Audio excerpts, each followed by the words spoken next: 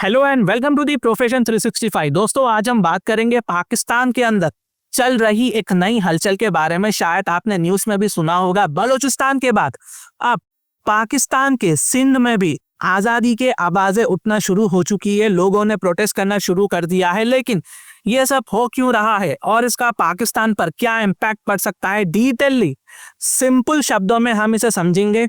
शुरुआत कहाँ से हुई दोस्तों? सबसे पहले बात करते हैं बलूचिस्तान की। टोटल पाकिस्तान के 4 प्रोविंस है, ठीक है।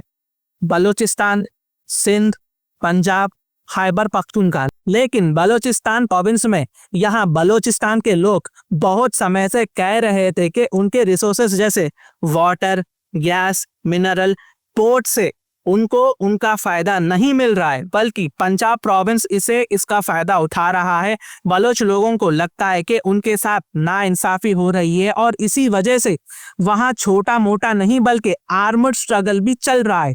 बलोच लिबरेशन आर्मी जैसे ग्रुप्स ओपनली पाकिस्तानी आर्मी से टकरा रही है, लड़ रही है।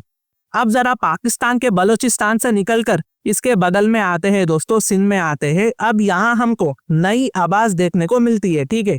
कराची जैसे बड़े शहर के बावजूद भी ना दोस्तों, सिंध के लोग अपनी पहचान और हक के लिए आवाज उठा रहे हैं। यहाँ पर जय सिंध फ्रीडम मूवमेंट नाम का ग्रुप काफी ज्यादा एक्टिव हो चुका है, स्पेशली तब से जब इंडिया ने ऑपरेशन सिंदूर किया है।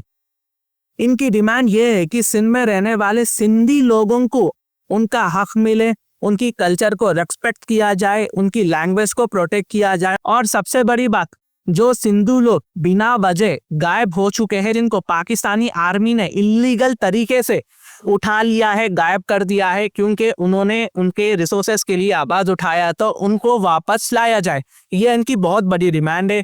लेकिन आगे बढ़ने से पहले ना हम जरा जय सिंह फ्रीडम मूवमेंट की बात करते हैं। इसकी हिस्ट्री क्या थी दोस्तों? आखिर जय सिंह फ्रीडम मूवमेंट, जिसको शॉर्ट फॉर्म में JSFM भी कहा जाता है, इसका जन्म हुआ कैसे दोस्तों?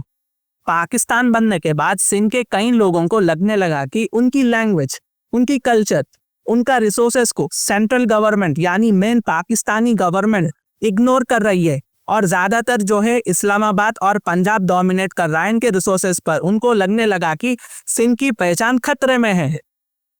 1970s में सिंध के मशहूर लीडर GM सैयद ने सिंधु देश का आइडिया दिया, मतलब एक अलग कंट्री या होमलैंड सिर्फ सिंधी लोगों के लिए, ठीक है। इनका प्लान था कि सिंध प्रोविंस सिंधी लोगों का है और यहाँ पर सिंधु देश बनना चाहिए, क्योंकि यहाँ पर इनके रिसोर्सेस का अवैध तरीके से इस्तेमाल किया जा रहा है। सिंधी लोगों को उनका हक वापस नहीं दिया जा रहा है। धीरे धीरे वक्त गुजरता गया और वक्त के साथ साथ इसी सोच ने सिंधी नेशनलिज्म को और भी ज्यादा मजबूत किया।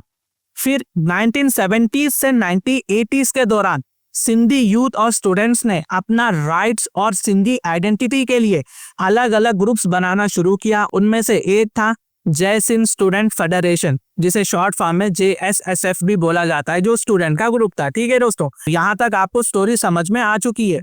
इसी नेशनलिस्ट मूवमेंट को आगे बढ़ाते हुए इसके चलते जय सिंध फ्रीडम मूवमेंट का जन्म होता है, जिसे शॉर्ट फॉर्म में JSFM भी कहा जाता है। जय सिंध फ्रीडम मूवमेंट एक पॉलिटिकल और एक्टिविस्ट ग्रुप है जो सिंध की आज़ादी, ह्यूमन राइट्स और मिसिंग पर्सन जैसे मुद्दों पर आवाज उठाता है। तो अब हुआ क्या दोस्तों, एक्चुअल में पॉइंट पे आता हूँ। तो अब जय सिंध फ्रीडम मूवमेंट वालों ने पाकिस्तान की जमशोरो कोटरी नामी मेन हाईवे पर प्रोटेस्ट करना शुरू कर दिया। उसमें लोगों ने रोड ब्लॉक कर दिया। उनका कहना है कि जब तक उनकी बात नहीं सुनी जाएगी वो ऐसे ही प्रोटेस्ट करते रहेंगे, हड़ताल पे रहेंगे ये लोग। याद रखिए, ये प्रोटेस्ट एकदम नॉन वायलेंट है, पीसफुल है। अब सवाल ये उठता है कि पाकिस्तानी सरकार क्या कर रही है यहाँ पर?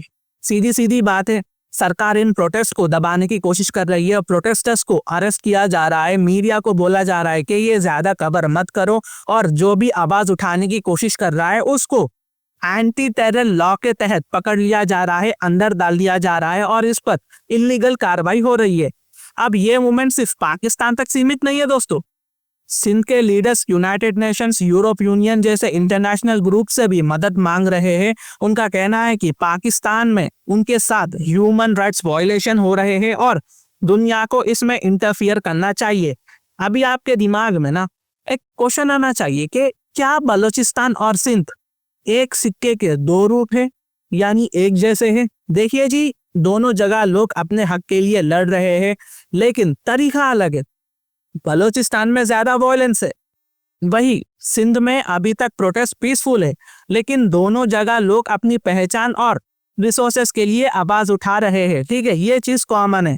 ये सब पाकिस्तान के लिए बहुत बड़ी चैलेंज है दोस्तों। सिंध के लोगों को अलग से न्यू कंट्री चाहिए, यानी सिंधु देश चाहिए, फिर सिंधु की आइडेंटिटी प्रोटेक्शन चाहिए, मिसिंग पर्सन्स की वापसी चाहिए। एक तरफ बलूचिस्तान तो दूसरी तरफ सिंध, दोनों जगह इंस्टेबिलिटी बहुत ज्यादा बढ़ चुकी है। पंजाब का डोमिनेंस भी एक बहुत बड़ी वजह है, क्योंकि छोटे छोटे प्रोविंस को लगता है कि उनकी सुनवाई नहीं हो रही है और उनका हक, उनके रिसोर्सेस, उनके चीज को कोई और डोमिनेट कर रहा है, कोई और ले जा रहा है। अगर ये इंस्टेबिलिटी ऐसे ही बढ़ती रही ना, तो पाकिस्तान आने वाले टाइम में बहुत जल्द टुकड़े हो सकता है। और हाँ, सिंध में कराची और पोर्ट कासिम जैसे बड़े बड़े पोर्ट से, जहां से पूरा पाकिस्तान का ट्रेड होता है, अगर यहाँ इंस्टेबिलिटी हुई तो चाइना पाकिस्तान इकोनॉमिक कॉरिडोर जैसे बड़े प्रोजेक्ट्स भी रिस्क में आ सकते हैं। ये ऑलरेडी रिस्क में ही है। और क्या होगा आने वाले वक्त में ही पता चलेगा। अभी तक तो पाकिस्तानी सरकार का अप्रोच हार्ड है, लेकिन अगर इंटरनेशनल प्रेशर बढ़ता है या इकोनॉमी और ज्यादा खराब होती है, तो हो सकता है कि गवर्नमेंट को अपना तरीका बदलना पड़े। और दोस्तों, जैसा ही ये सब चल रहा है, इसी बीच होता क्या है कि IMF यहाँ पर पूछ जाता है। अभी की न्यूज है, लेटेस्ट न्यूज है, IMF ने पाकिस्तान के सामने न्यू कंडीशन लगा दिए है ताकि लोन लेना और भी ज्यादा मुश्किल हो जाए। और बोला जा रहा है कि पाकिस्तानी पार्लियामेंट को भी यहाँ पर इंटरफियर करना होगा लोन अप्रूवल के लिए। तो देखना होगा कि दोस्तों आगे क्या होगा। अगर मेरी वीडियो इन्फॉर्मेटिव दिखे तो इंटरनेशनल अफेयर्स के लिए आप मेरे चैनल को सब्सक्राइब कर सकते हैं। Thank you for watching, thank you for listening, and I always say God bless you all.